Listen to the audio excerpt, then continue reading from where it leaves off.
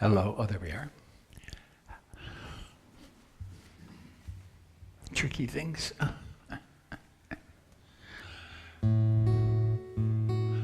Patricia, is the guitar coming through there?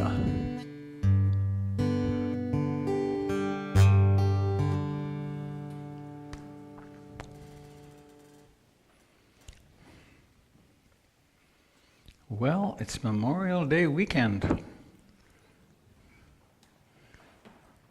Everyone is scattered here and there.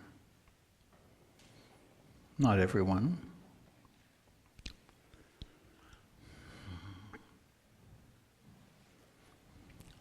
Is there anyone who doesn't know the refuge chant we're about to do? Raise your hand and we'll get some paper to you. You got it? Good.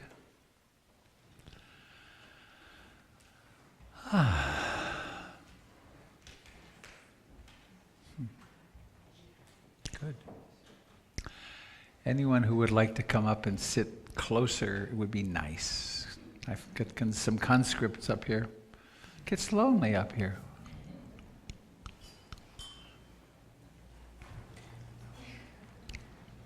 Better.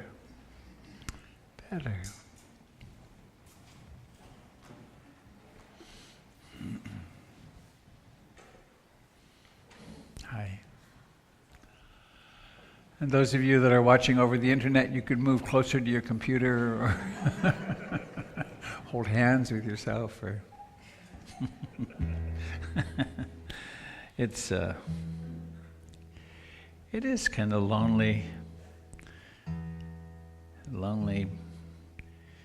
in this spot sometimes.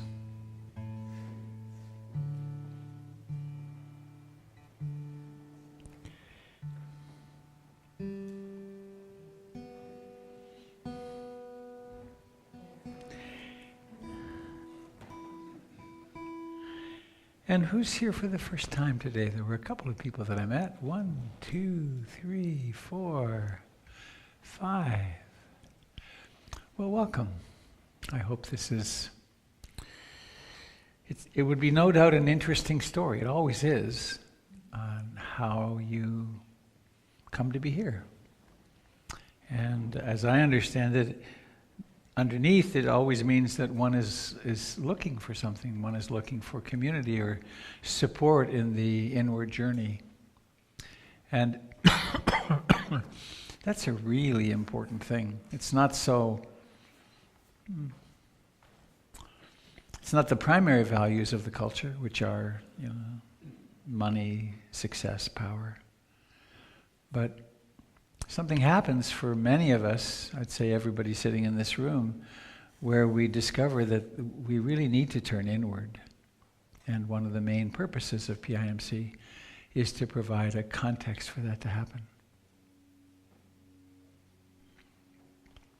So we begin in a very traditional way by reflecting on the refuge in the Buddha, the Dharma, and the Sangha. And that could be done in a very religious way, but this isn't a particularly religious place. In fact, I try to be studiously not religious, but instead to be spiritual in our orientation. There is an incredible history, a Buddhist history, and there's remarkable documentation and a canon, a set of books that are attributed to the Buddha, and then all the modifications that were done to that over time. And it's very useful to have that map. But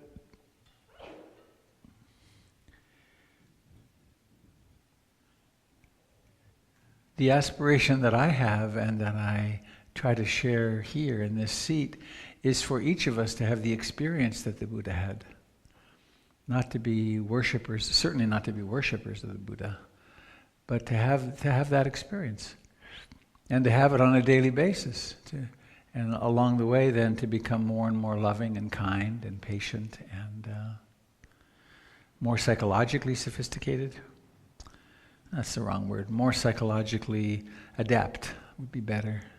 More willing to accept how remarkably complicated we are, and how we are polarities. We exist as polarities. So I invite you to join me in this little rendition of the refuge in the Buddha. Buddha meaning that in us which is awake, which isn't somewhere else, it's right here now. Right? You could be aware that you're seeing. That's the Buddha. That's presence. And then the Dharma, the teachings, are the way things are, so we practice to recognize things as they are. And that's a relief. Right? To think that in meditation you're not trying to improve yourself, but you're trying to be a scientist and recognize this is how it is right now. And sometimes that's really pleasant and sometimes it sucks, right? Both are true. And then the Sangha, refuge in community,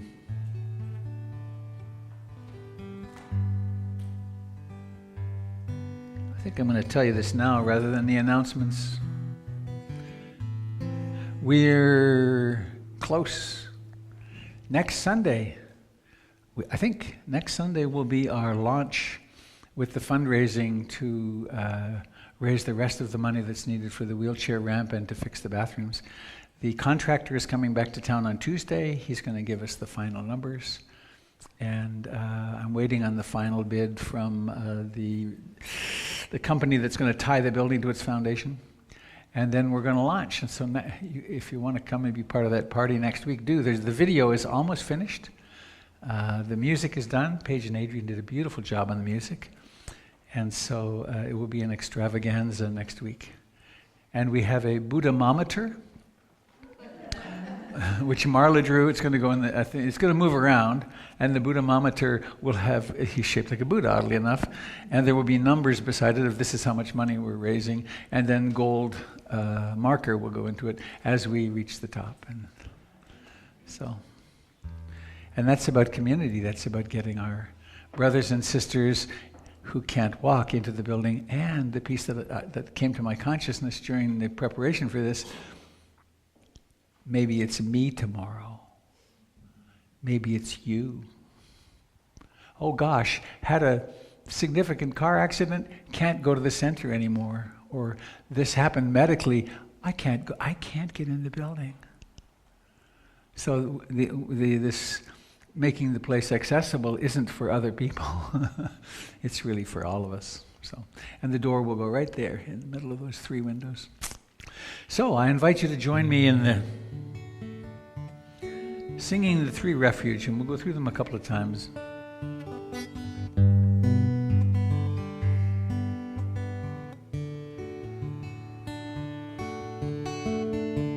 I take refuge in the Buddha, the one who shows me the way in this life.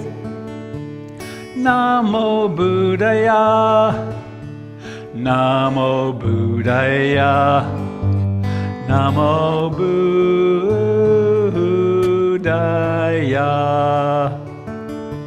I take refuge in the Dharma, the way of understanding and love. Namo Dharmaya, Namo Dharmaya, Namo Dharmaya. Sangha. I take refuge in the Sangha, the community of mindful harmony. Namo Sanghaya, Namo Sanghaya, Namo Sanghaya.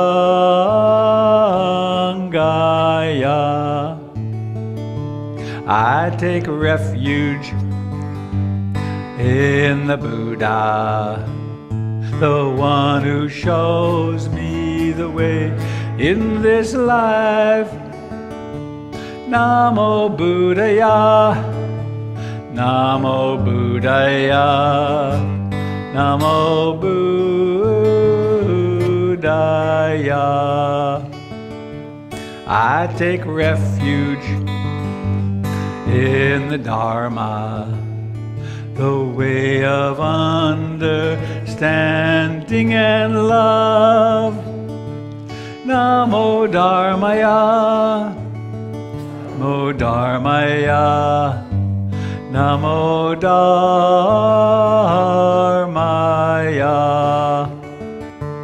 I take refuge in the Sangha, the community of mindful harmony. Namo Sanghaya, Namo Sanghaya, Namo Sanghaya.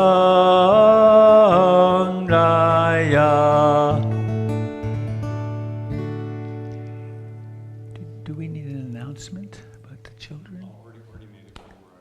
Oh, good.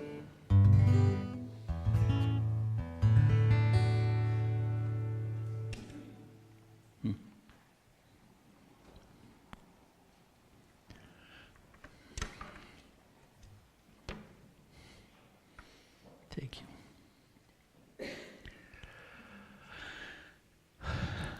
So, hello to those of you joining us out there on the net.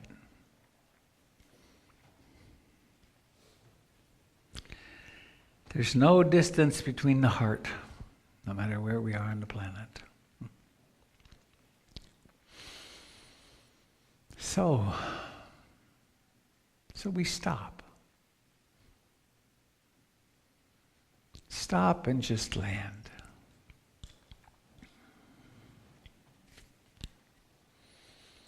There are hundreds, thousands of meditative techniques, strategies.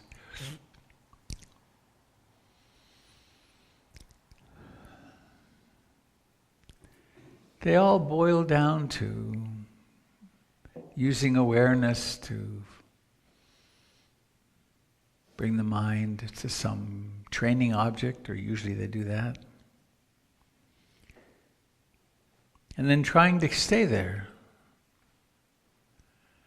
And then discovering, of course, that that's next to impossible. But that's not failure, that's just realizing the Dharma, what is. But because we have the intention of staying somewhere, then when the mind does all the other things that it does, they somehow mysteriously become more apparent to us.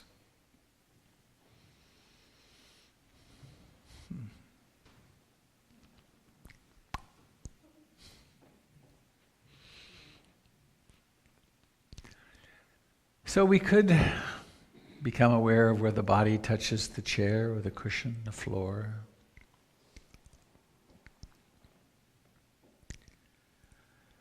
We could become aware of the life in the hands.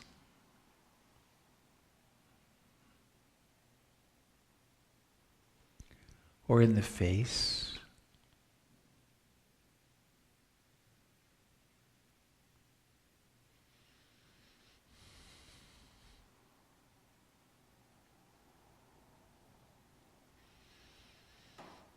We could notice the sounds that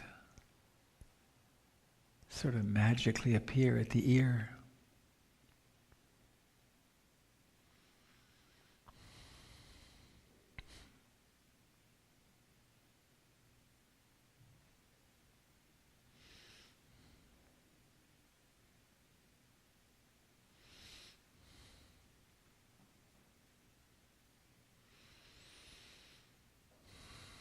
We could notice and attend to the sensations in the body of breathing.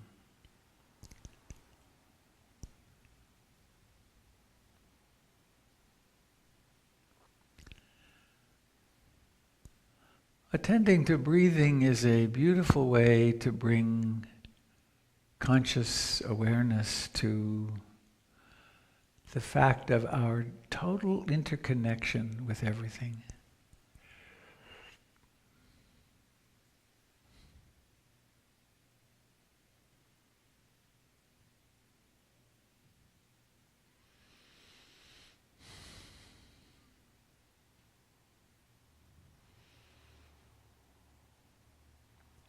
So because our body is metabolizing sugars, it requires oxygen. It gets the oxygen from our green friends out in the world that do photosynthesis. They build their branches and their roots out of carbon dioxide and release oxygen. So we need that, and mysteriously this way of getting oxygen in has developed, which is that breathing in happens. And then breathing out happens.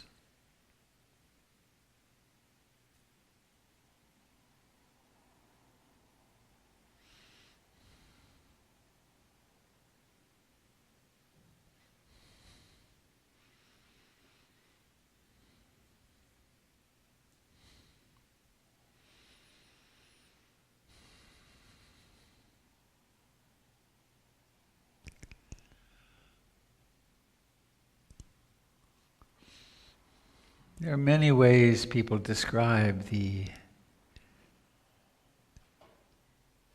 settling back into the moment, which is meditation.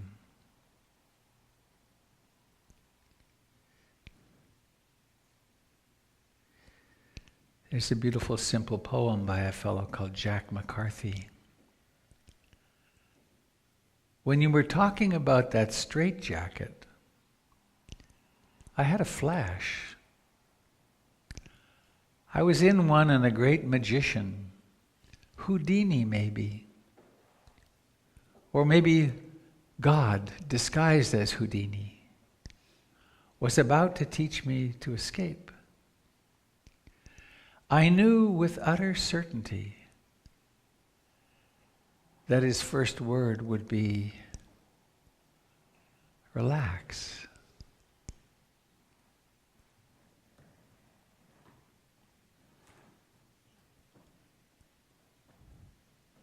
So we could say, relax back into this present moment, sitting comfortably upright.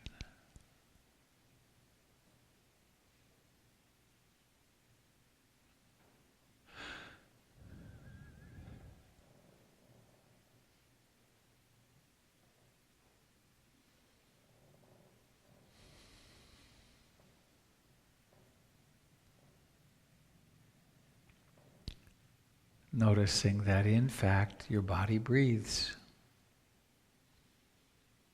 Each breath begins, has a lifetime, and then ends.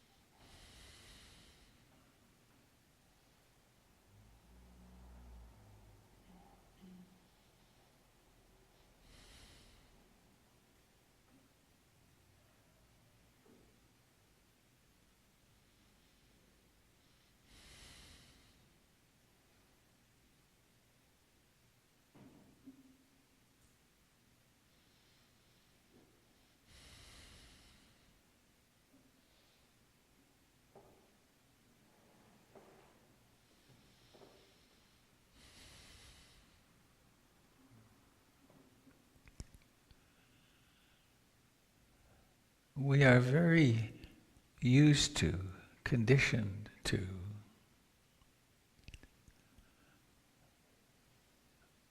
constantly move on to new, bigger, better, saltier, faster stimulation.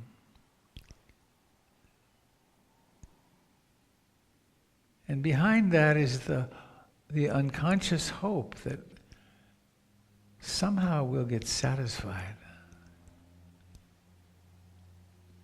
Somehow we'll be able to eat enough or drink enough or see enough or hear enough or smell enough, touch enough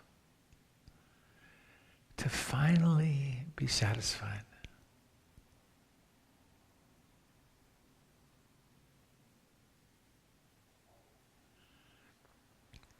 And despite many decades of trying to do that,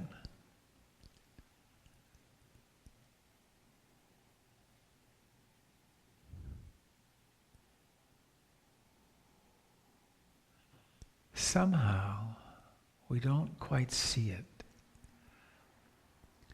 But there is this call from inside, this sense, this intuition.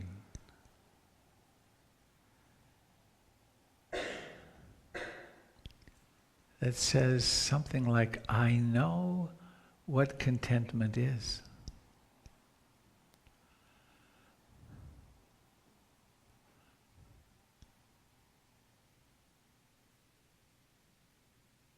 And maybe we can even sense this contentment has been here all along. Just haven't quite looked at it, felt it, inhabited it.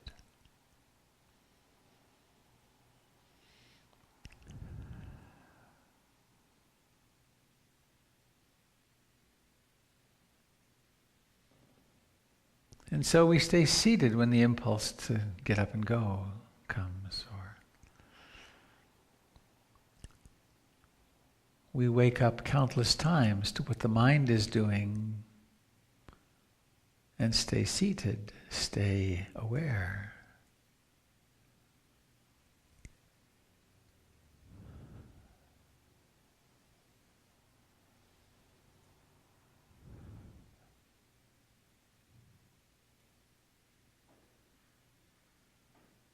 We notice how things keep arising and disappearing.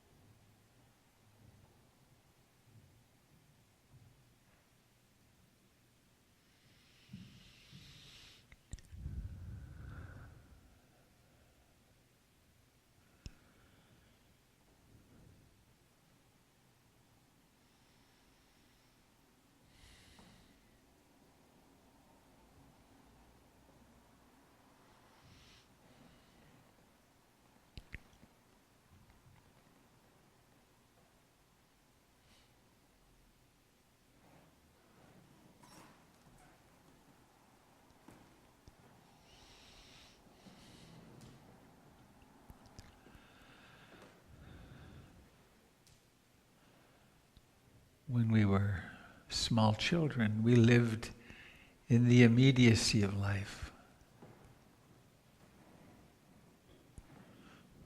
Kind of blown away one moment after another with whatever emotion came through. So we had to develop a self, an ego structure to modulate that. And then we went to school, where for some of us, decades,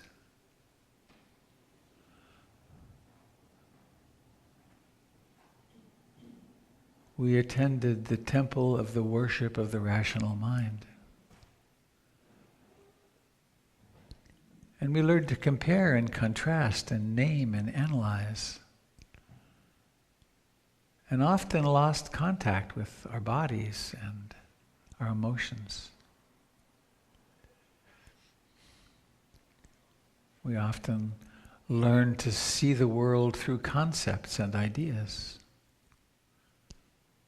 And we don't know that's happening.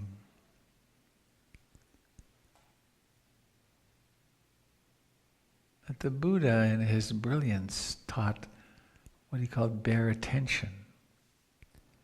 Just this, just aware of this sensation in the hands, or this breathing in is aliveness itself right now. Or when awareness notices thoughts, this is thinking.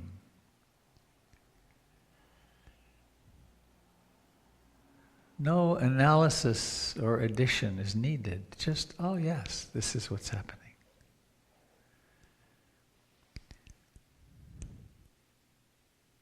And so as you attend to breathing in and breathing out, how intimate can you be with this that is your temporary home, your vehicle for this lifetime?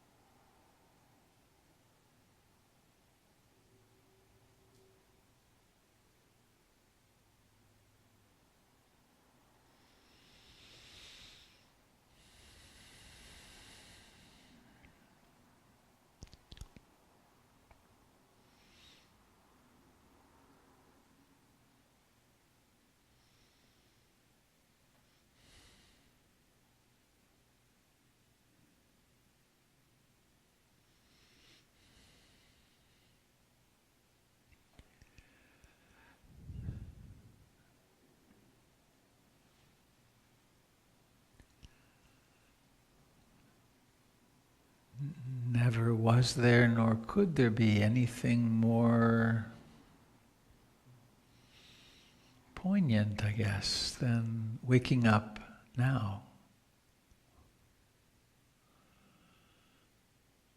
Lost in the dreams and fantasies and hopes and fears and perhaps remorse from the past or fears of the future. In the trance of doubt or the sleepy dullness of sloth and torpor, or restlessness and agitation and worry, wanting something or not wanting something.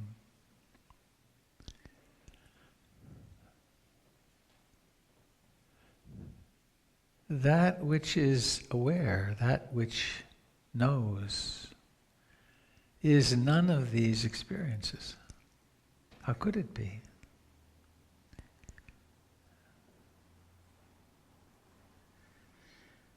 So we practice this waking up to know what's happening, time and again.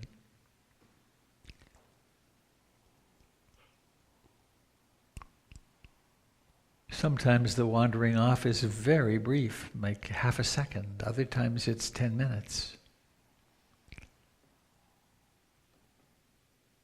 And the duration doesn't really matter. It's the fact that this wandering potentiates another moment of waking up.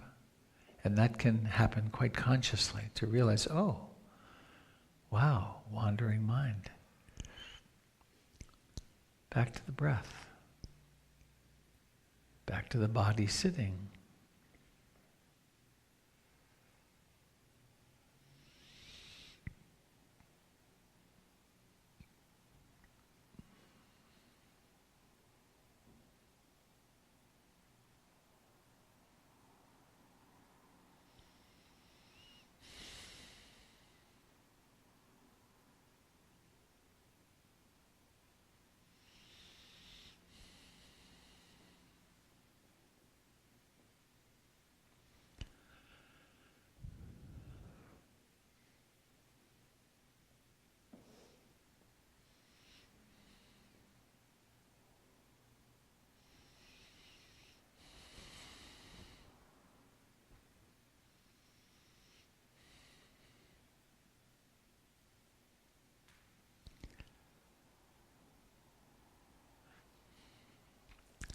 Sometimes the body gets uncomfortable.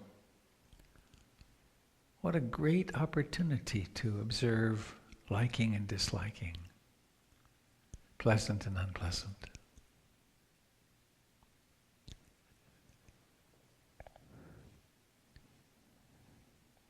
In a few moments, the gong will sound, first to bring us to the present, and then a few moments later, not the end of meditation, but the initiation of the next phase of being conscious.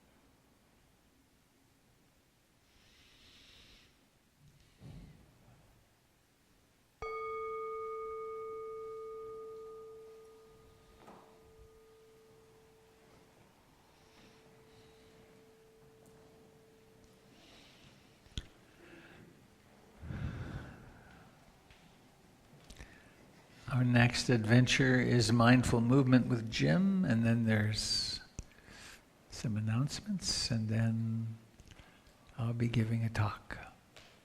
And then there's some coffee and tea and goodies to meet one another over.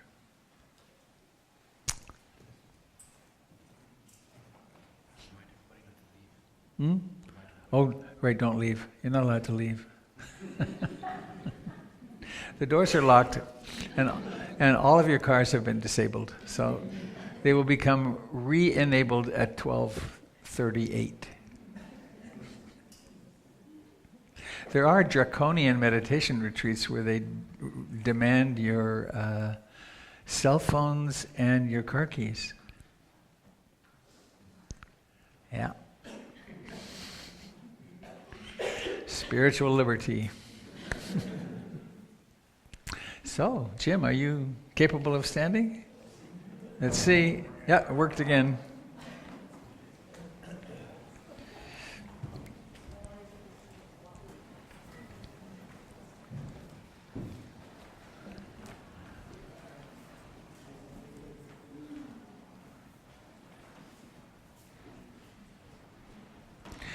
Actually, I jokingly said, don't leave, but of course, I'm not the Buddha, obviously, but in the Buddha's time, lots of people woke up during Dharma talks, and that still happens. Sometimes people come up often at the end of a Dharma talk, and they're like, whoa, I have never seen my life in that perspective, right? This battle I've been having with my spouse, it's me. Or it's very skillful understanding and the maps sometimes really are transformative. So it's not just ho-hum another Dharma talk. I hope not, anyway. If it is, I got to buckle down here.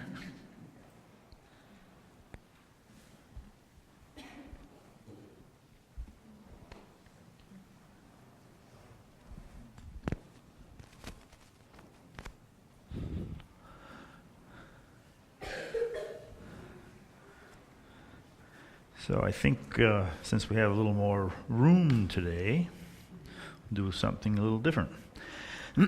Not a lot, a little different. We're still standing on our feet.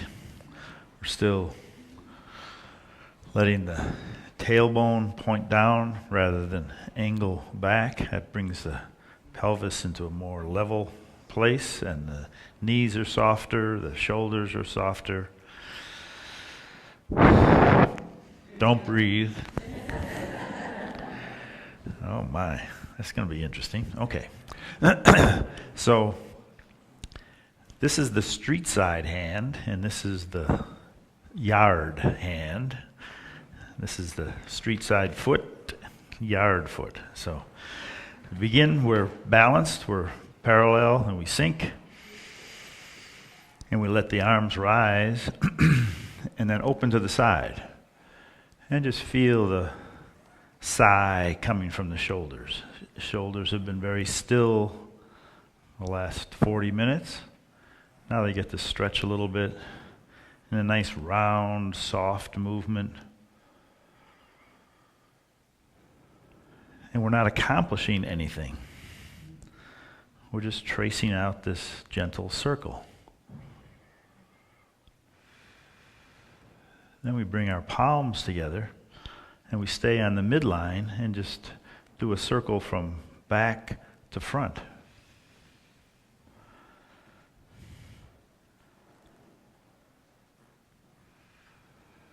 And feel how that stretches the spine. Your shoulder blades kind of let loose.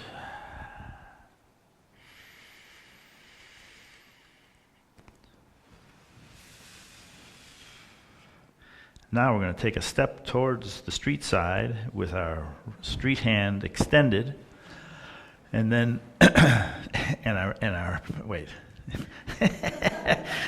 sink into your yard leg and stretch.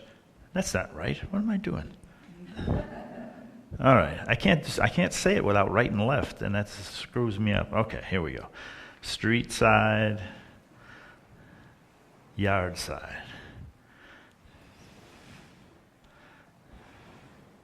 So this is called the wind in the willow.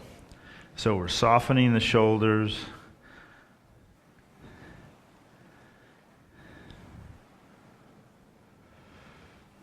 And then we come back to the center And we try to do the same thing on the other side, the mirror image.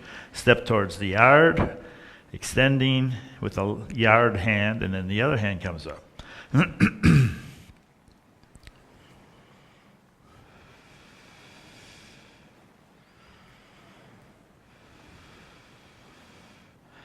But we can feel the strength and the balance in the forward leg, and we can feel the strength and the balance in the other leg. It's sort of like walking, but it's not getting anywhere. Okay, now we'll balance on the yard leg and just draw the energy down the street side leg and draw it back up. And then draw the energy down the yard leg and back up.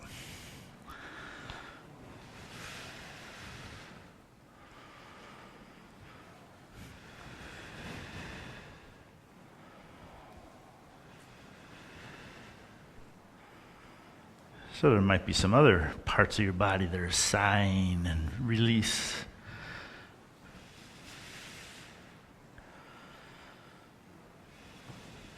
Okay, back to the center. We have that balance again. Lift both hands and push towards the yard, and then push towards the street. Feel how the feet engage on one foot when your arms are out, extended that way, and then engaged on the other side. So the whole body responds to this idea of pressing. Okay, now don't hit the guitar. Okay. Now we're going to swing the arms and point towards the yard and bring our foot behind us. And then swing our arms and point towards the street and bring the other foot behind us. So this is the master shows the way. Now it's not an arrogant statement, it's a demonstration.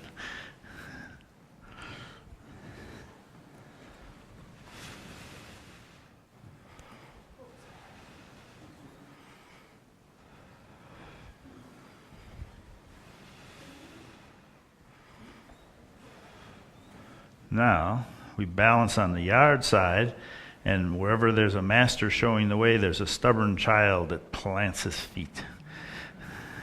So we balance on one side and stretch the hamstring with the other side like a child that's planted his heels and not going any farther. There was a fellow walking a dog yesterday who was running into that with his puppy. The puppy just sat in the middle of the lawn grinning at him. I'm tired. I'm not going anyplace. Sometimes stubbornness comes with a smile. It's really interesting. Okay, now we'll open both arms and step back, and the crane bows to the moon. So this is a little more challenging for the balance. But kind of a reintegration when we come back together.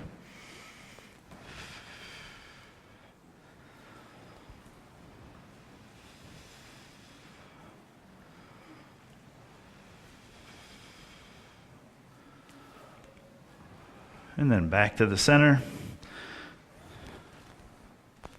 We'll just let the hands float up the front of the body, gently press forward, and release.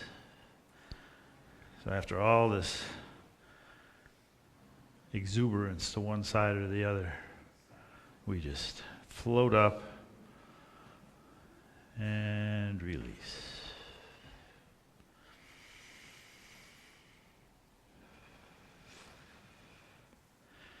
And then stepping towards the street, we'll press and then follow the waves across the bay. So they just sort of float across and then press towards the yard and follow the waves across the bay.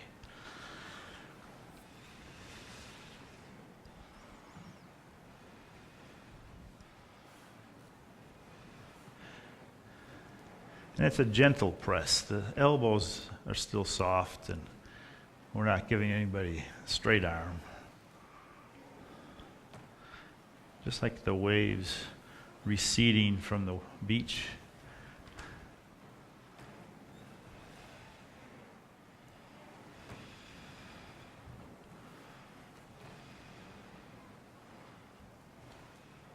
So that's the yin energy, and then we'll do a little yang energy. Create 2 dragons, and let the dragons rise from the sea and plunge back in.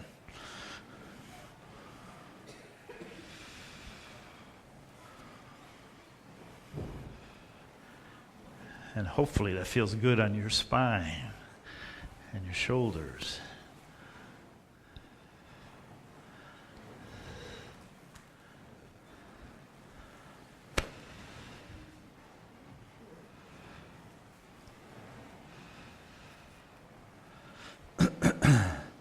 And then just extending, let's see, how am I going to say this? Leaning towards the street, extend one arm towards the yard. And then it's parting the curtain.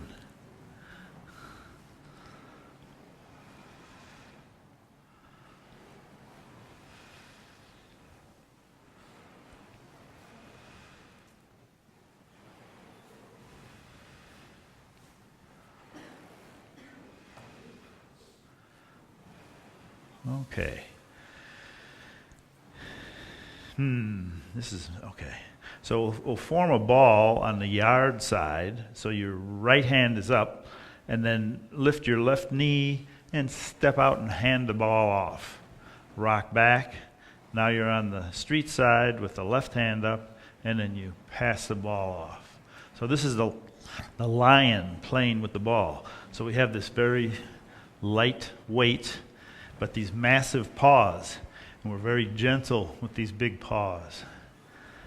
The lion plays with the ball.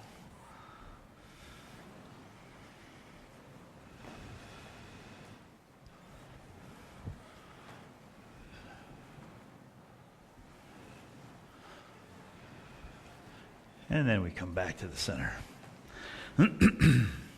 Now we keep the feet parallel, planted, and open to the street side, and open the arms, and draw energy into your lower centers.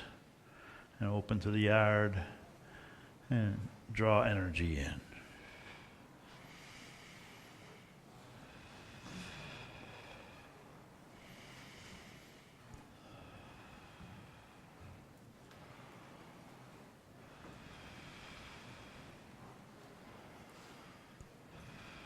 And then the phoenix rises from the ashes towards the street, and then towards the yard. Feel how the weight has to shuffle a little bit back and forth to reposition.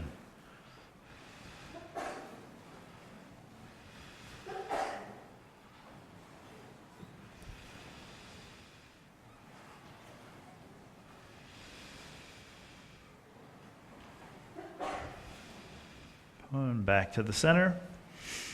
We'll step towards the corner, and on the street side, we'll box both ears. Feel what happens with your shoulder blades. When you relax your hands, your shoulder blades are neutral, and when you box both ears, they move away from the spine. So it's like a little tiny massage for your rib cage in the back of the lungs, after you've been sneezing. This time of year, it happens a lot.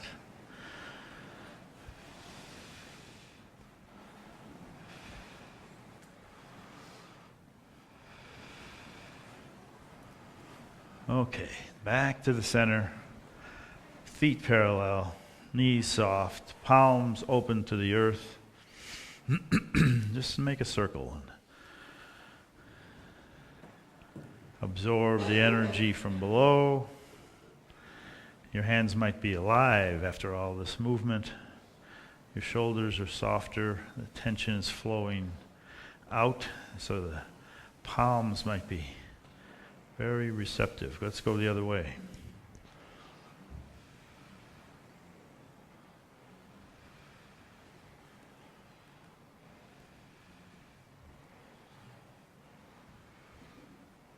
Once more, round and drop the arms, open to the side, gather, Come down the center with the energy of the heavens.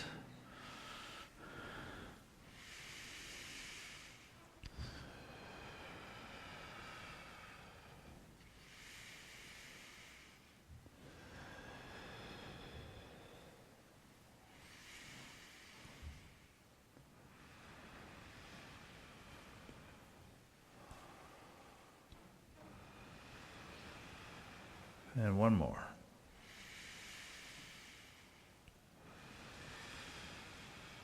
Letting the arms just relax from the shoulders, soft knees again, feet in touch with the earth. And breath comes easy until we sneeze.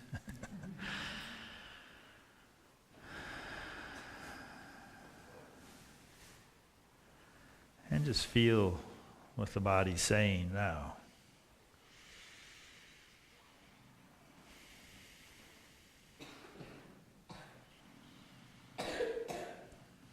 So stillness is just as important in Qigong as movement. How do we know we're alive when we're still?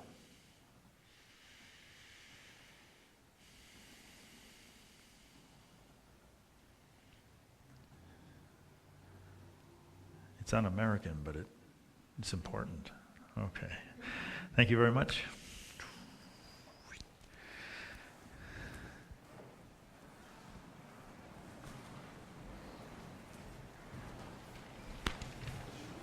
Thank you very much. There you go.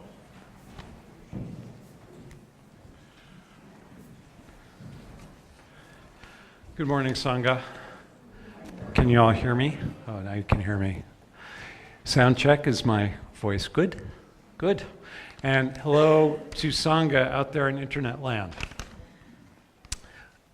So my name is Avi. For those of you who don't know, I'm community coordinator here, among other things, other roles that I have in life. And I had sort of a community moment this morning, so I'd sort of like to ask your help. So I was talking to Misty this morning, who was opening up. Misty, where are you? That's Misty, and she opened up today. Thank you very much for opening up and greeting everybody. So I had this moment where I saw Misty, and I went up to her, and I said the thing that we all say, which is, "So, how are you doing?" And you know, it struck me in that instant, something that I've been it's been in the back of my mind for a while, which is, I don't know if I like that question. Because I thought about all the times that question has been asked to me, and I'm someone who thinks an awful lot. And when somebody asks that to me, there's this whole process that goes on, which is, how am I feeling? What is going on? How much of it do I want to share? Do I want to lie? Do I want to say everything? Do I want to say only a part of it? And then there's the other person. Does the other person really want to know how I am for real? So I'm thinking that maybe I need a new conversation opener, at least some of the time. And maybe that is not the right question to ask. And then it got me thinking, well, that's what we all kind of say. Maybe sometimes we all need a different question. I don't know what that question is, but I'm open to suggestions. So email me, phone me, talk to me. It's fine. Whenever. Not right now, though, because I've got some announcements to do. I said thank you to Misty for opening up. Where's Kate? Is Kate here? Kate did the flowers, the beautiful flowers. Are they not truly lovely? So there is usually somebody who opens up on Sundays and somebody who does the flowers. Are there any people who will be helping clean up after hospitality or doing anything else this morning? Volunteering? Anybody else? Yeah. Okay, well, these people who have raised our hands, they help keep this community going, and they host and they provide a comfortable space for you, and you could do this too if you wanted to. You could get to know this community better. You could take your practice off the cushion and do the practice of doing some things done, but also at the same time getting to know people here, which is really the reason that we're all here, is for community. And if you care to do that, Kirsten, our volunteer coordinator. One of these days I'll get that right. Kirsten, our volunteer coordinator, would be happy to talk with you about that. Things that are coming up. Next Saturday on June 2nd, we have a volunteer retreat with Robert. So anyone who has volunteered, is volunteering, is eligible to attend. It looks like we've got a really nice group of people coming. Sign-ups are available on the website. If you have an interest in volunteering, please see Kirsten. On the same day, there is Portland Buddhist Festival in the park, which is in, I believe it's Colonel Summers Park in inner southeast Portland. I'm still looking for 1 or 2 people to help with that. We don't have quite enough people to make that work to staff a table there. And if we don't get enough people, well, we won't show up and it won't be a tragedy. But okay, well. All right, so Gary is going to be there. He needs some company. So I still need 1 or 2 people. If you're able and willing to do this and serve in this way, that would be wonderful, and then we can cooperate on that. On Sunday the 3rd is the first Sunday orientation with Robert at 9 a.m., and he will go over the philosophy of this place and how this place works. Then on the second Sunday, June 10th, we have the second Sunday PIMC potluck, so you can unleash your family casserole recipes on the rest of us if you want. Then on June 13th, which is a Wednesday, there is a new nonviolent communication practice group that is starting with Doyle. On the second Wednesday, every second Wednesday of the month. It starts on June 13th, and it really is for people who have had formal training in nonviolent communication. If you want more information on that, Kirsten is involved, is helping lead that. She'd be happy to talk with you about that. There's also information on the website. And then, if you like what Jim was doing, he's doing another one of his 4-hour retreats on June 16th, which is a Saturday, 10 a.m. to 2 p.m. There's information on Facebook and on the website. And then on Sunday, July 8th through July 20th, thereabouts, there's the Mountain Waters Retreat with Robert. Spaces are still available. Please join us for hospitality after all of this is over. Please get to know some of the people here, because that really is why we're all here, is to get to know one another and feel the benefits of community. And there are a number of sits every week. There's information on the calendar. There are spiritual friends groups. If you want to engage in Dharma work on your own time with a smaller circle of people in a more intimate setting, if you want to connect with those, there's information on the website. If you want to start one, please see me and we can get you started with that. We have our Transitions Project to help the homeless. If you have anything you don't need, anything that you are willing to give away can help homeless people get a fresh start on their lives. We also have Dharma consults that are available. If something is coming up for you in your practice and you want to talk with an experienced practitioner, one of our teachers would be happy to talk with you, either by phone or by Skype or live in person.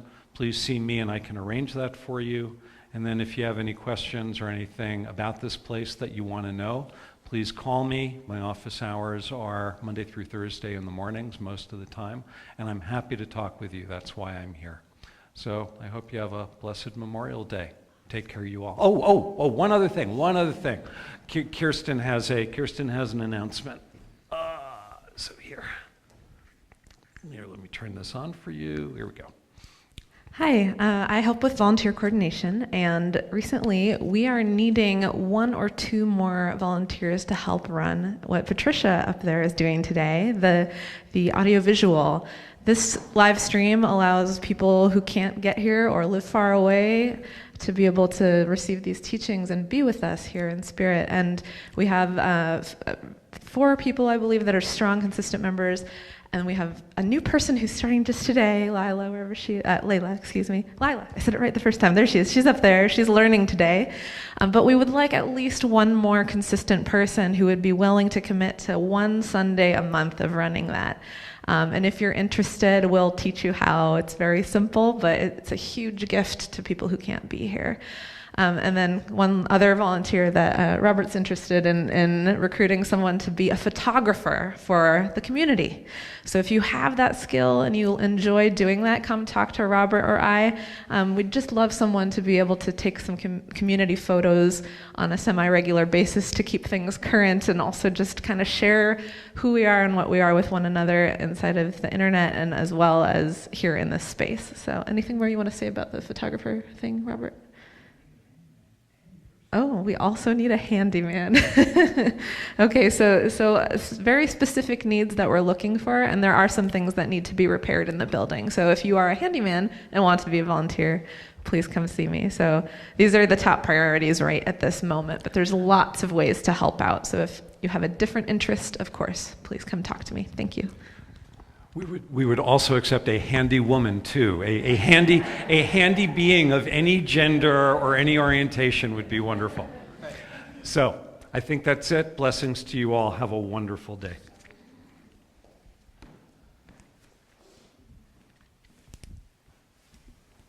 Thanks, Avi.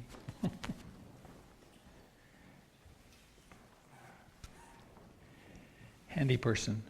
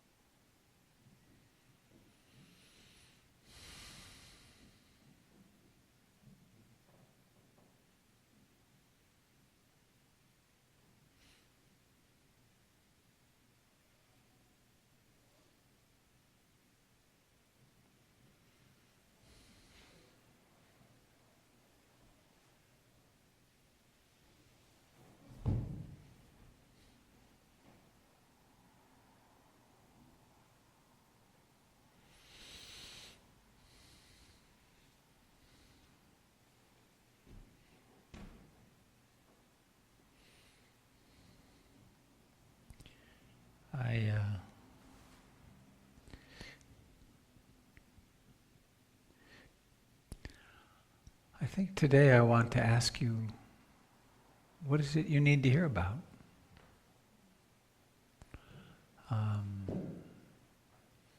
I can push, there's so many buttons I can push. Oh, there's the talk on this and the talk on that, and I am particularly, maybe it's because I'm leading this class after the ecstasy, the laundry, but I can continue to be very interested in how we practice given the vicissitudes of life. Nice word, I think, vicissitudes.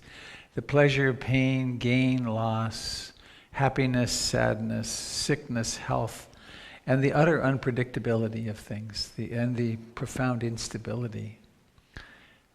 We can be on top of the world, and our practice can be really strong, and we can even have profound awakening experiences, and then 2 weeks later we can be struggling with depression or fear or loneliness.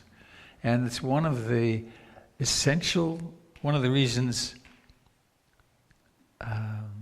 community is essential, is because we support one another in such times. You'll see next week, or whenever you see the fundraising video for the ADA access to the building, our friend Mark Keene, who sits over here sometimes in his electric wheelchair, he did a really beautiful thing, just spontaneously said, it's one of the central highlights of the video.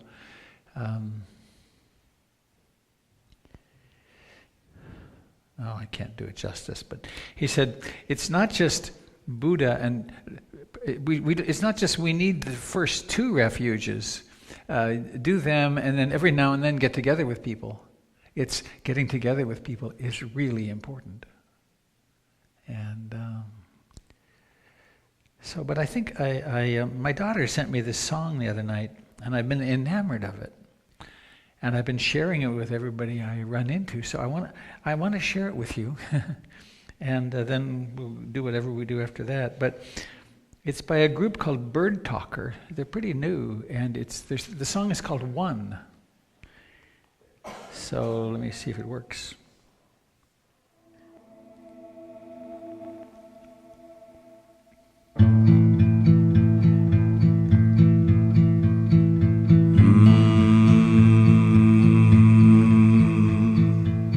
I've played the teacher, the preacher, guru, maintaining posture, separating me and you, as if the thoughts of God were mine and mine to speak. I've listened with an agenda so I could prove all of the shit I believe to be true, just to hide the fear of being weak. Burn the scorecards, balance out the scales. We are one when distracted by our different sails. Underneath what's detectable with eyes, every particle's vibrating with the same light.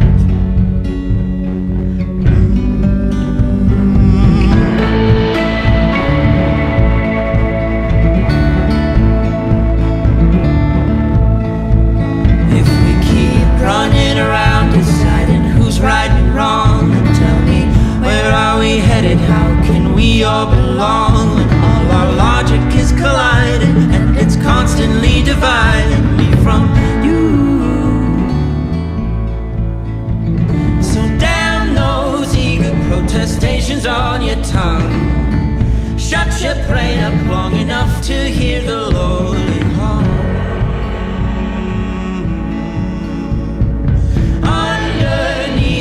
Detectable with eyes, every particle's vibrating with the one life.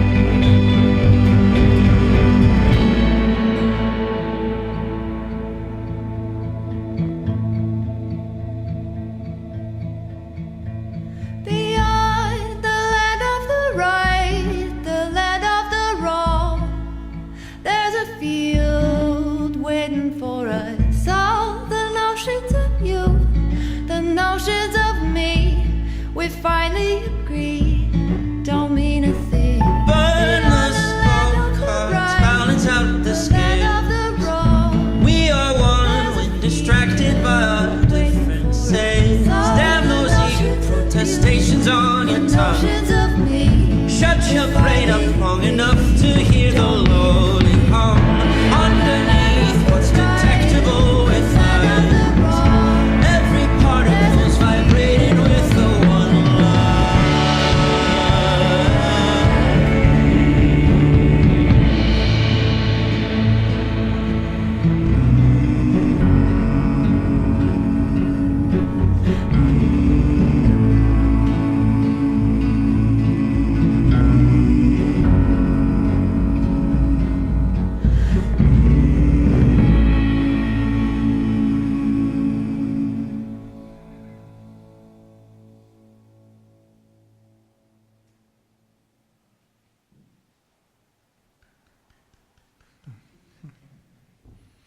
Bird Talker.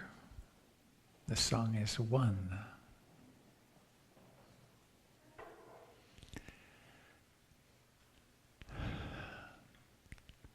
Underneath what is detectable. with eyes is one.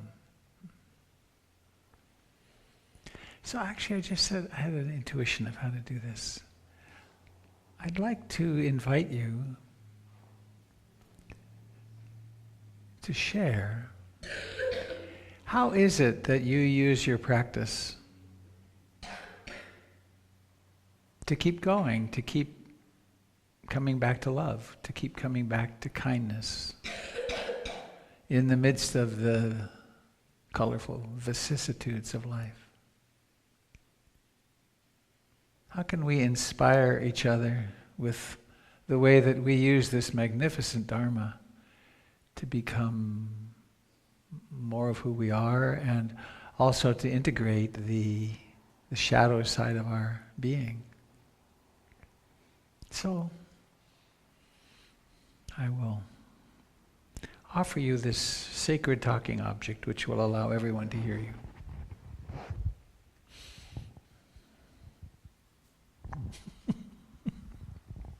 Okay.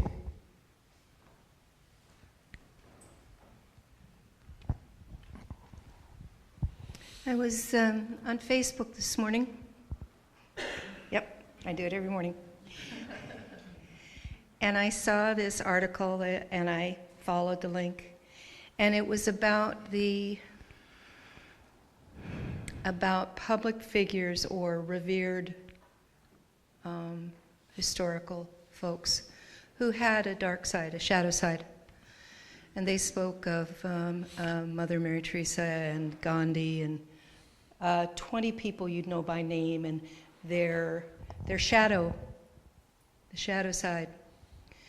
And I was thinking about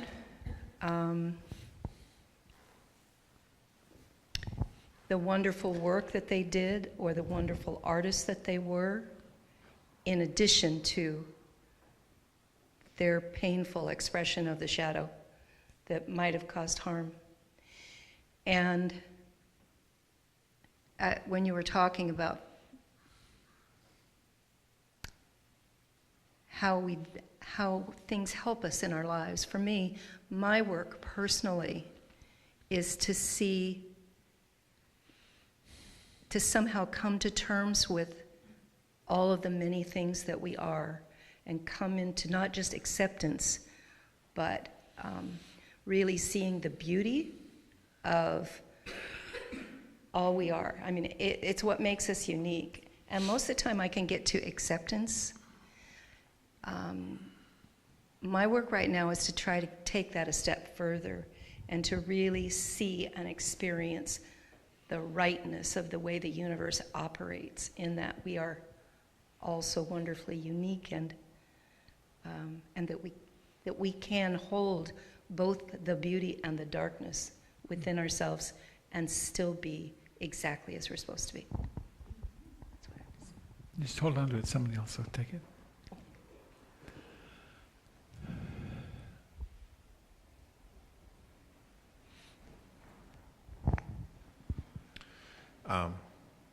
One of the things that I've found very useful from Robert's teaching is the fact that you can kind of do this at whatever level you're ready for. So, for instance, speak about, Robert talks about, you can use this for stress relief, you can use this for emotional well-being, or you can use this to find out who you really are.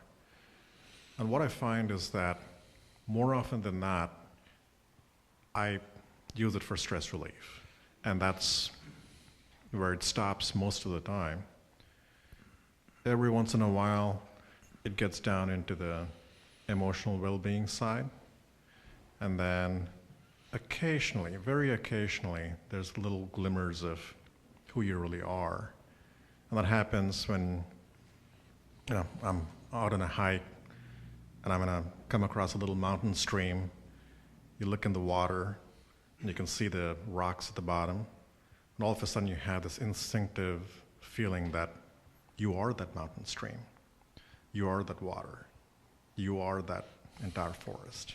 And that happens very occasionally, but I think it's a very useful construct, so thank you. Thanks, Vic.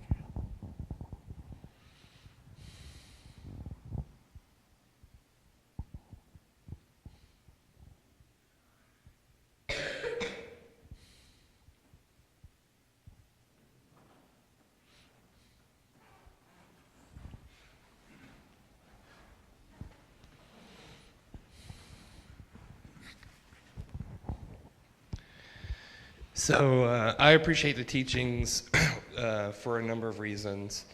It has many facets and layers about how it's affected my life. And I'd say I've been familiar with Buddhism my whole life. I was brought up a Unitarian, so it was part of our teachings as a Unitarian. But really embracing it as part of my practice is something that's happened in the last few years.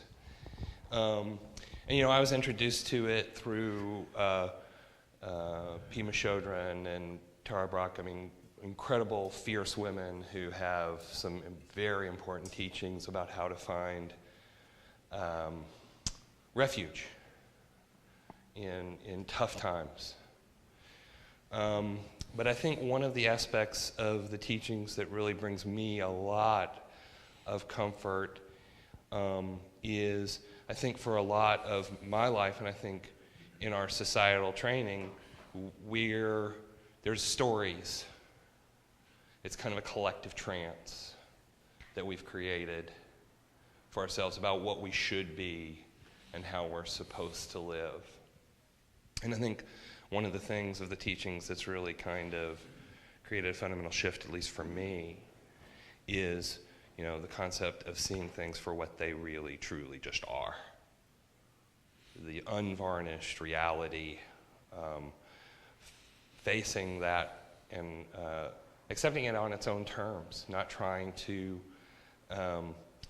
change it so that the ground is less shaky under my own feet.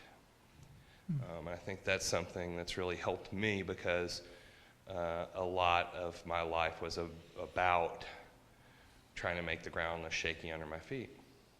And so that new way of looking at things it's tough. It can be very tough sometimes to take what life is for what it really, all it has to offer.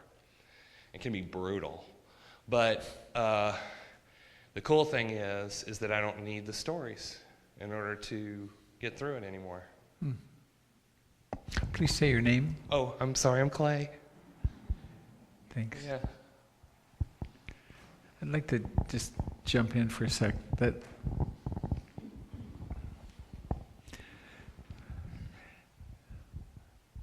the practice is so practical in that the refuge in the Dharma, as I said at the beginning, sort of, that when we sit down to practice, or the formal side of practice, whatever is happening is happening. And there's a lot of the way meditation is taught is you've got to change what's happening. Right? This mood is bad, so therefore you should do some practice to get rid of this mood. Or these thoughts are bad, therefore you should get rid of them. As opposed to, oh, this is what's happening. Which interestingly gives us a lot more freedom to not identify with them, and then they move on.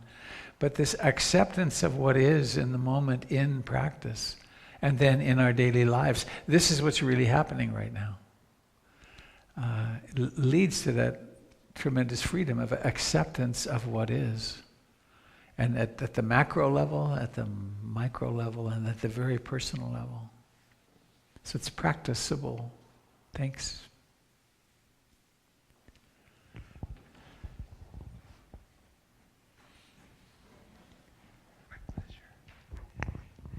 Hi, I'm KB.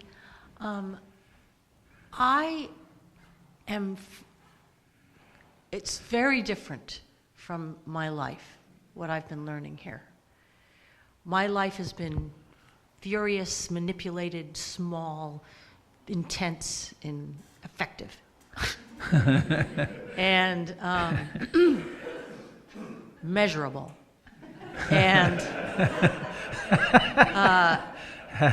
I've been so if I get too close to this, I start to do that to it, and you can't do that to this, which I've found, you beat my head against the wall. There's a speck of dust up there on the wall that I've been staring at since I got here, and I call it the bothersome speck, and I identify with that speck that will not fall and just marks that wall, that beautiful wall, and just sits there just staring at me, right? The bothersome speck. Bothersome speck. I love it. Yes. But so I've had to learn how to back off and let it sort of seep in all the edges like water. And I'm finding like I can stop sometimes and look at something a different way. I can relieve myself of distress about something because, but that's not necessarily that way. It could be this way. And if it's this way, then there's no need for that story. And so it's kind of coming in on all these sides slowly at me, and I have to back off it to let it seep in. And I'm finding that I am less angry, more peaceful, a little slower, or can jump to a slower place. And I noticing things I do that can't be right, but I'm still doing them. Yesterday I had someone working for me who really screwed up and caused me a serious amount of money, time, and a problem. And in my brain I threw her away. Gone, out in the trash, gone. Get to work, I have to do it now. You're out of my life. I just shut the door. And I was like, wow, I'm good at that. What is that, So I still have a lot of problem with people. I love animals. I have a lot of problem with compassion, and I'm working on it. But I'm noticing slow, incremental, universal, surprising change.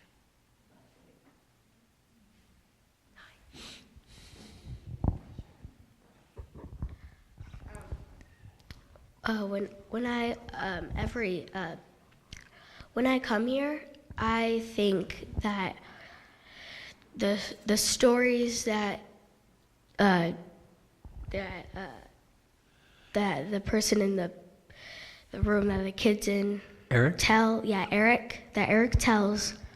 and I've listened to them, and I've heard them over and over, and I really think about it, and when I think about it, I know what's going to happen next. And so I just, and when I don't think about it, I don't think that it will be there, but it's just good that it's there.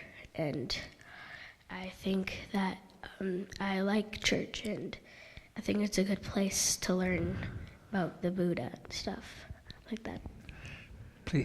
Please say your name. Penelope. Thank you.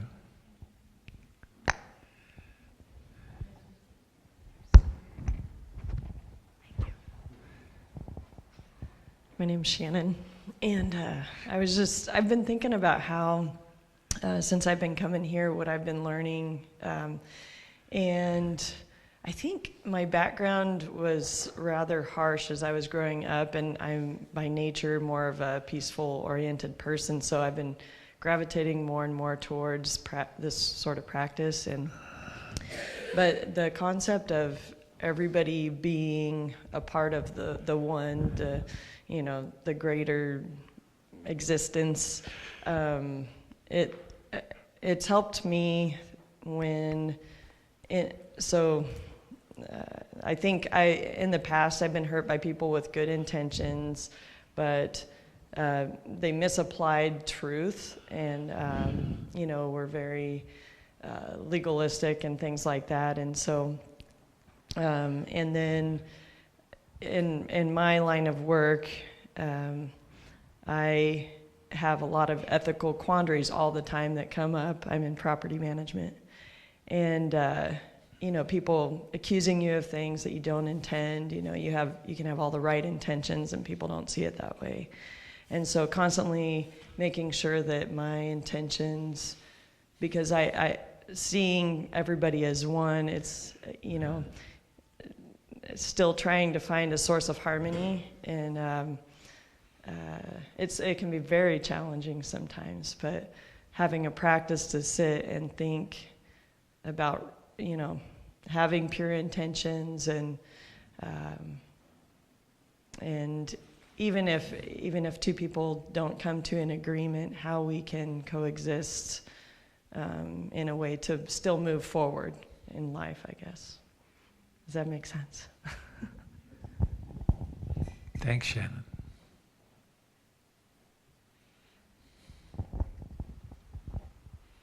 Hi, I'm Tiffany. Hi, how you doing, Penelope? So I've been doing this work for a little while, and I find that I can awaken in a moment, especially when things are heightened, because that's what originally drew me to the practice, was to connect even in a hot moment. So I'm finding some movement there, some progress, but one of the challenges that I've run into is when I recognize that the other person is caught and it wakes me up, it's not a good moment to tell them to take a deep breath, or that's not good. So I'm trying to learn now, I think, grace of recognizing where they are, and that it's important for them to have that time, that it's important that they express whatever is happening, and to keep my seat so that I can really be with them, not try to bring them somewhere else. So that, and then also the other part of my practice now is these hot moments have helped me to wake up at times, and now I need to find in a regular moment, in a quiet moment, what is it that reminds me to wake up in those moments?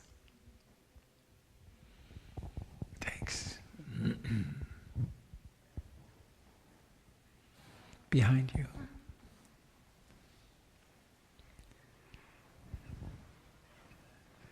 Hi, my name is Marla, and mine is a little bit different. Being here for the last couple of years, has helped me to validate who I am naturally, and I am one of those fortunate people that the glass is half full. But conditioning, it's in our society not really embraced to just be content and happy where you are. And so it's helped me to confirm I'm really happy where I am. And it may not be where society says that I should be, but I'm happy just living my life with myself. I'm not involved with somebody, and the balance is perfect right for me right now. And where I am, even in life, as far as achievements of society, may not be, but for myself, also, I'm content. And so it's helped me to actually just be in the moment, be happy, and people around me go, wow, you really seem more content and happy, because I'm allowed to actually express that. So it's really been helpful.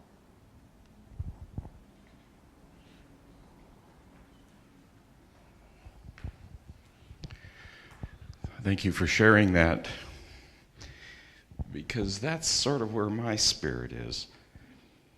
I pursued this for a couple of years, and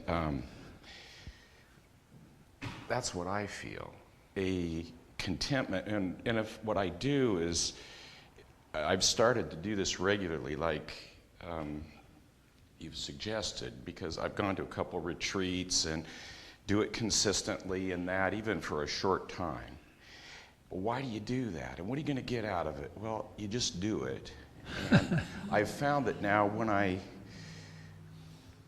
if there's stress or whatever, you just go into that meditative state, the mindfulness, and I just become grateful. The word that's just overwhelmed me is gratefulness. And it's easy for a white male in this country who was a baby boomer and their parents, you know, passed on stuff to you and your life is pretty secure. It's easy to be, you know, feel safe and content and all that, but just going into mindfulness is a recognition of all the little infinitesimal things that I'm grateful for in my life and in my world, and it's you shut everything else out during that time, and the gratefulness just kind of becomes love for and sensitivity to everybody else. And the world is really a mess now, and it's easy to talk about politics and stuff, but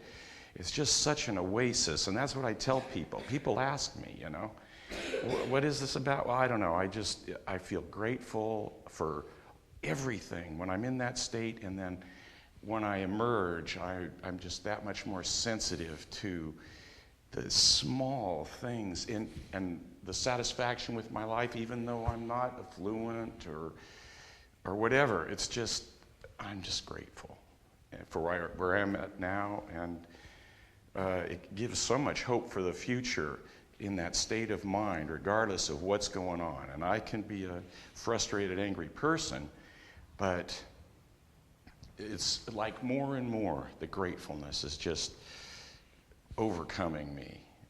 And it's just because of that meditation, just quietly retreating. And yes, the monkey mind is going on, but then it's more and more. It's been just being consumed with gratefulness. And thank you for the lead and a Sangha that, and all you people have shared, but especially you, thanks for making it easy for me to share. Would you please say your name? Oh, I'm Tom. Thank you, Tom. Hello, my name is Robert, and I'd like to echo what the last two people have said about the gratitude and the connecting in the moment. And yeah, we live in a world where we're all in this trance, and the trance has been speeded up with cell phones, you know, texting and internet everywhere. Everybody's looking at screens all the time, and nobody's like looking at reality anymore because everybody's in a trance, it seems. And what this practice allowed me to do is allowed me to just to appreciate the moment and just let go of all that and just connect to like a flower or a tree or even a kettle, you know, just to walk around my house and just look at a picture for a second and just like be in gratitude. I think gratitude is key to everything. I think you can be the richest person in the world. If you've got no gratitude in your heart, then you have nothing, you know. It's like when I see some of these people in Africa or whatever, or India, you know, they've got no money. And you can see there's like magic in their eyes, you know, because they're not chasing this dream, what we're all chasing, materialism and trying to get something. And it just creates so much depression and unhappiness. And it's like this moment is just so precious. It's just so lovely. And this practice will get you there if you stick to it, if you're diligent, if you make it a priority. But you've got to make it more important than anything else, you know, because otherwise there's always an excuse to get up off the cushion and do something, you know. The mind will always tell you there's something to do. And there isn't, not really. This is as good as it gets. And I think if we get that, then it's lovely and magical, and this ordinary life is very, very special. If we can just hold it and treasure it and just be with it. That's all we got to be, just sit and just be. Just relax into it, let everything go and just, you know, it's here. It's nowhere else. The Buddha never had any more of this than we've got. The Jesus didn't. Everybody's got the same amount of this. It's just, do you want it? Do you really want it? Or do you just come here every Sunday like you go to church? And, you know, and the rest of the week you forget it. You're playing with your cell phone, you know, and you get into dramas about the White House, whatever, you know. It's like you've got to make this priority, you know. This is it. This is it, you know. And I want to thank you, Robert, and everyone for this very special place. Thank you. Thanks, Robert. Good morning, everyone. I'm Michael. I would say that my life philosophy could pretty well be summarized as peace, happiness, love. And while the three overlap, I found for me in particular, it's been somewhat of a continuum. So I've needed to get to peace, then happiness, and then love, unconditional love. And through most of my life, it was fairly easy sailing. And then about 10 years ago, some things didn't go right, and I got very depressed for a few years. And so at that point, I just wanted peace. And I was lucky to discover this place and learn about, which I knew nothing about, the Four Noble Truths. I saw how that fit in very well with my life circumstances. And then as I started to learn the Eightfold Path, I saw how that's a philosophy that, to me, is a lot more real and applicable and genuine than the Ten Commandments, which I had learned as a little boy. And so learning more about both of those has helped me quite a bit. And I would say that I'm definitely beyond the peace in my life. I'm really actively pursuing happiness. I have a fair amount of that in my life now, and I still need to work on more unconditional love, but I feel like this is the place for that as well. And the signs for me that have shown that it's paying some benefits are my two daughters. And I think as I look at them, I notice that they notice the difference in me. And that's the reward. And I think that I'm sharing with them something that's real and very applicable for the moment in time that we're all living in. So I'm extremely grateful to be able to come here and soak up the wisdom. Yeah. Thank you. Back against the back wall, there's somebody.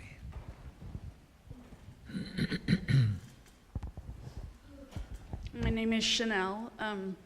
I've actually only been coming for about 6 months, so I'm pretty new to all of this, but I was one of those people who was constantly striving and kind of like in a race, feeling like I always had to catch up, and I subsequently crashed and burned. So when I came in December and January, I was just coming out of the hospital from having a major depressive episode. And what I would say about the practice here is that when I walked in the first time I came, I think Robert said something about, you were talking about suffering. And I was like, yeah, I'm suffering. And so this was a place where I could be with my suffering, but I didn't have to do it alone. And where it was really acknowledged. I don't think we have these kind of conversations outside these doors or these kinds of communities very often, and I think it's so important. And for me, part of depression is very complicated, so it's not just circumstantial, it's got all these components to it. And so I've also really appreciated the discussions about trauma and how that applies to this, how Buddhist teaching and psychology overlays with that, because there's a lot of healing here that I found for me. It's helped me to not just calm down and realize that everything is going to be okay and I'm not in an emergency. Life is not an emergency, but that a lot of times we have things in our life or our circumstances, our conditioning is that we disconnect from ourselves. And that's how we survive or how we function in life.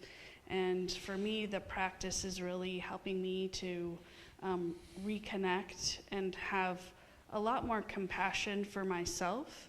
And I think part of the reason that I am making progress with my depression is because I'm not on top of my depression, then also making it wrong.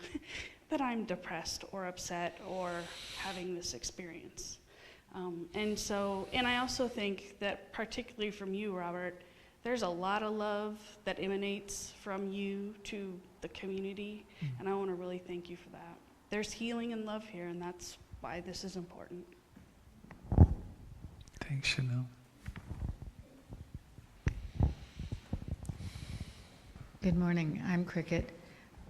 I've been thinking about part of your comment, Kate, about talking about the dark side of people, and the first thing it made me think of, some of you may relate, was a Star Trek episode, believe it or not, where Captain Picard actually was dealing with some decisions he made as a young man that he regretted, and he had a chance to go back and live his life over again and not make those decisions. And the end result of him suppressing that side of him was that he didn't accomplish anything in his life. And he realized that, the dark side isn't necessarily always dark. It's a part of who you are. And it takes a certain amount of aggression and a certain amount of any of those facets that could be a dark side in order for us to achieve. And so it's a matter of accepting who we are and using it in a positive way. And I think that's a big part of this teaching, is how to use all those sides of us in a positive way and not try to deny any aspect of who we are or suppress those aspects, but to learn how to use them in a good way.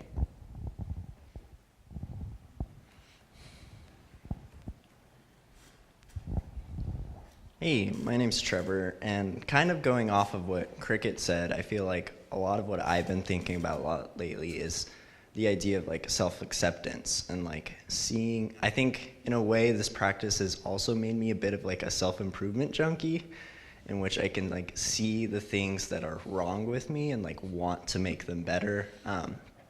And so there's this album that recently came out by this artist named Janelle Monáe called Dirty Computer. And she talks a lot in the album about like, she uses the metaphor of like a computer that has a lot of like bugs and viruses and like all of these flaws in herself. But the album like accumulates in like her accepting these flaws and like not necessarily seeing them as things that need to be fixed. And like, for me personally, I know I struggle a lot with anxiety, and like this practice has been like a big help in like working through that. But sometimes I think I see my anxiety as like a problem that needs to go away. I need to fix it. I need to like just learn to relax and make it go away. But I think counterintuitively accepting that part of myself is something that helps so much, of not seeing my anxiety as something that needs to be fixed or needs to go away. It's kind of like you said, Robert, like it's like this moment is like this, even if it's anxious or pleasant, or it is what it is.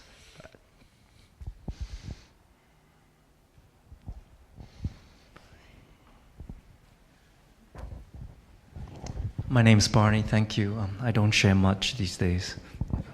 I came across a Chinese proverb that said that the first step to enlightenment is to name things by its right name.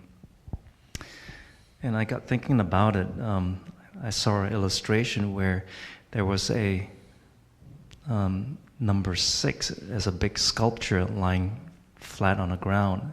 And on one end, a person was yelling out 6. And on the other end, a person was yelling out 9. And I was thinking about that proverb. How do you call things by its right name in that situation? And I realized that, how about a drone that's in the middle that can see 6 and 9 at the same time?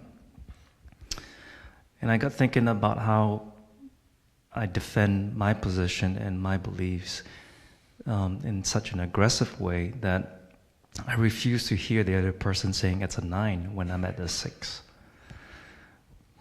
And I believe that for me, my suffering and the shadow side is feeling that I'm going to get disoriented if I could possibly hear a 9, even though I'm seeing a 6.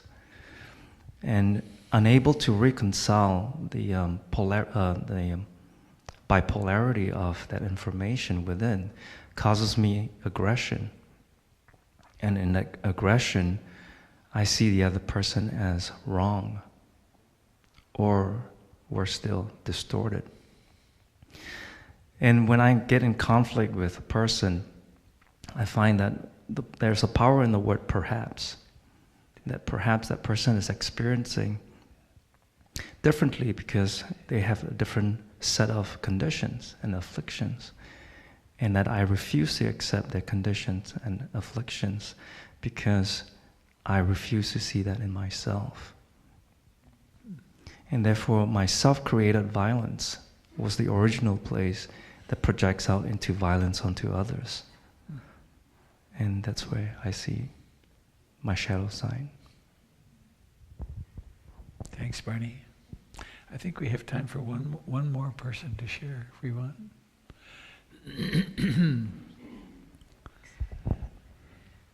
Hi, I'm Cindy, and for me, my practice has continually kind of led me to acceptance, but acceptance in terms of trusting my own adequacy, trusting my children's, my students, people I meet, that they are at their place based on their history, their conditioning, their parents, whatever they've gone through, and that there's a beauty in that diversity, that people are different, they have different experience, but really moving towards appreciation and trying to recognize that beauty, but then also advocate and help people who might not have a voice share who they are in a safe way. Thanks, Cindy. Anybody sitting with something that would be good to be spoken? Oh, 2 more. There we go. Okay. Hi, I'm Dimitri. I'm so grateful to be back here. I just spent 6 months on Big Island at a meditation community, and it was lovely. And one of the biggest things being there taught me was anicca, change.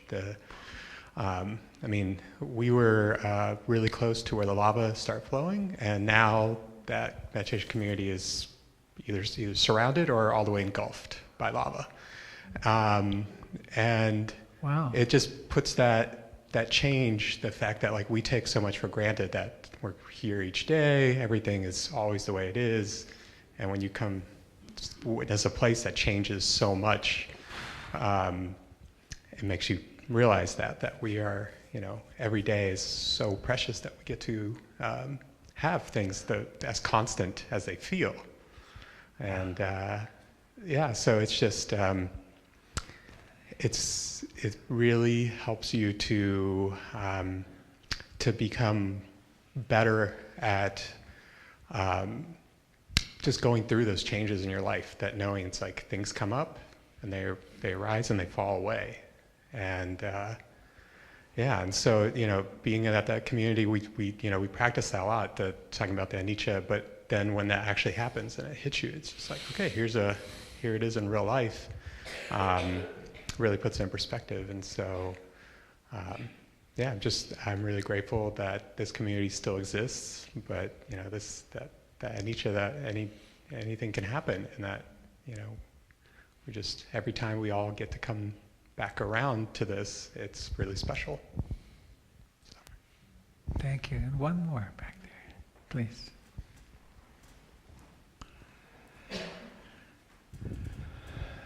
My name is Caroline, and I think the thing that hit me when I first came here was eye contact. People not only look in your eye, but they look in your soul. And I just feel really a shared sense of wanting to have purpose in life and deepness in life, and let that continue to wash over me with people that want that same thing. And I'm very appreciative to be here. So, thank you, Carolyn. Well,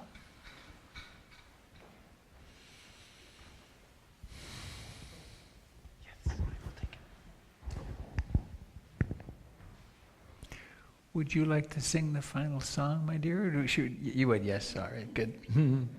So let's, we need a few other children in the middle, so come on, fess up.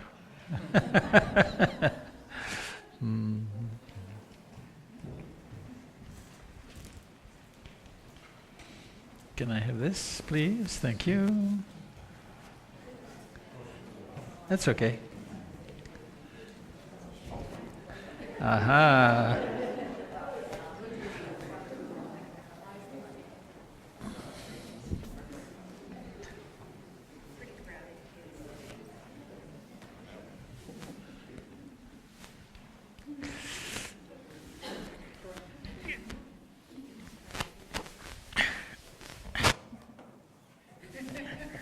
Jeez. Well, would your hand? Yes, and yours. Thank you.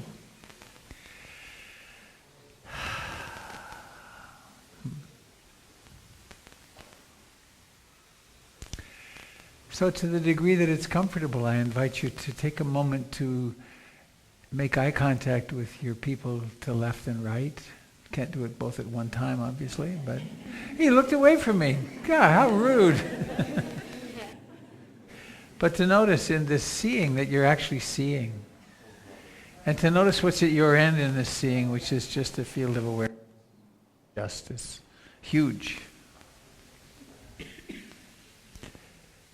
And so we get to make contact. We're so fortunate to have hands and so let's feel the hand on your left and give it a little squeeze. And that one on your right and give it a little squeeze.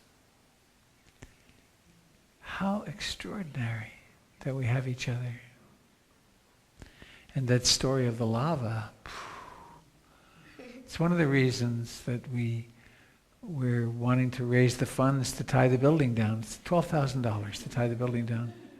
Because even a moderate earthquake in this building would like to just dance off its foundation because it's not tied down. And how important it is to us and to the people around us to have this building intact. So, to have our meeting house. So these minds can think anything. Why not have them think a kind thought for the person on your right and give their hand a little squeeze? And the person on your left and give that hand a little squeeze. And then imagining this blessing going through the person on your left and into the next person and the next person until you feel it coming back into your own heart through around the circle. And then including everyone in this room. Everyone who's ever been in this room. 1930 they built this building. There have been tens of thousands of people come in here. Wishing them all well. And to the people in the homes around us and the people all over Portland and actually all over the planet. And remembering also our brothers and sisters of the air, the earth, and the waters. We all spring out of no-thingness, dance for a little while, and then disappear, which makes us all siblings with everything that lives. May all beings everywhere benefit from our practice. And